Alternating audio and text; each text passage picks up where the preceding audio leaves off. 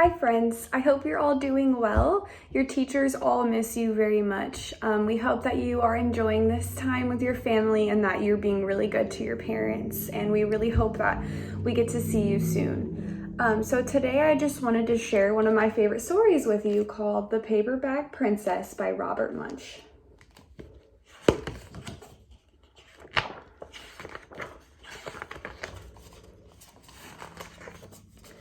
Elizabeth was a beautiful princess. She lived in a castle and had expensive clothes. She was going to marry a prince named Ronald.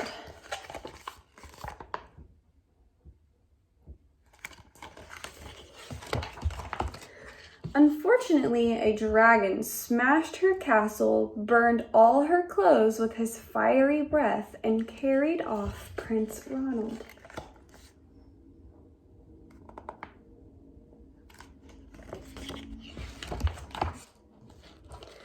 Elizabeth decided to chase the dragon and get Ronald back. She looked everywhere for something to wear, but the only thing she could find that was not burnt was a paper bag.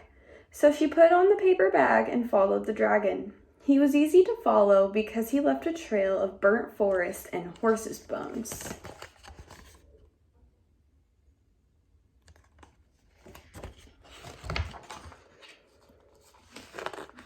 Finally, Elizabeth came to a cave with a large door that had a huge knocker on it. She took hold of the knocker and banged on the door. The dragon stuck out his nose and said, "Well, a princess. I love to eat princesses, but I have already eaten a whole castle today. I am a very busy dragon. Come back tomorrow." He slammed the door so fast that Elizabeth almost got her nose caught.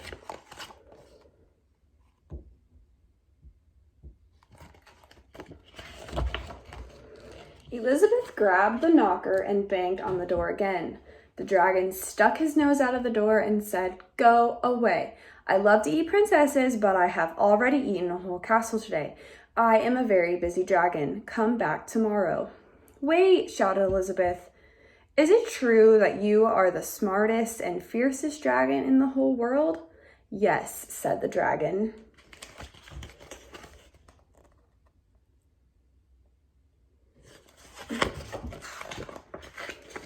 "Is it true," said Elizabeth, "that you can burn up 10 forests with your fiery breath?" "Oh, yes," said the dragon, and he took a huge deep breath and breathed out so much fire that he burned up 50 forests.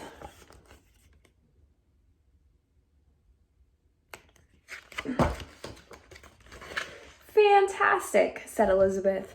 And the dragon took another huge breath and breathed out so much fire that he burnt up 100 forests.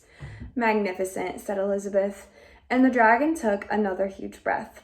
But this time, nothing came out. The dragon didn't even have enough fire left to cook a meatball.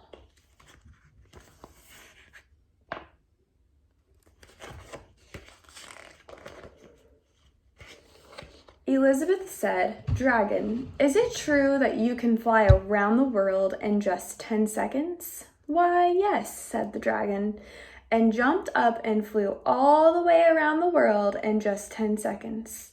He was very tired when he got back, but Elizabeth shouted, "Fantastic, do it again." Wonder what Elizabeth is up to in this story. So the dragon jumped up and flew around the whole world in just 20 seconds. When he got back, he was too tired to talk, and he laid down and went straight to sleep.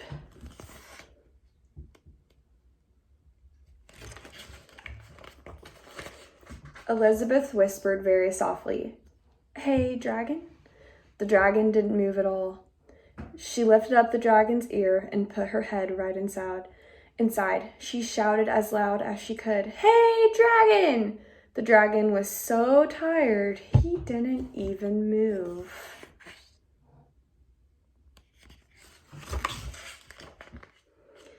Elizabeth walked right over to the dragon and opened the door to the cave. There was Prince Ronald. He looked at her and said, "Elizabeth, you are a mess. You smell like ashes, your hair is all tangled, and you are wearing a dirty old paper bag. Come back when you are dressed like a real princess." Was that very kind after everything Elizabeth went through to rescue Ronald?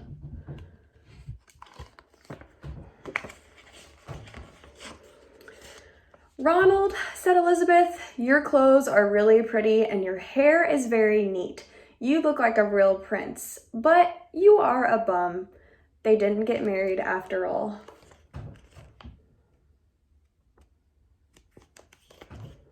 The end.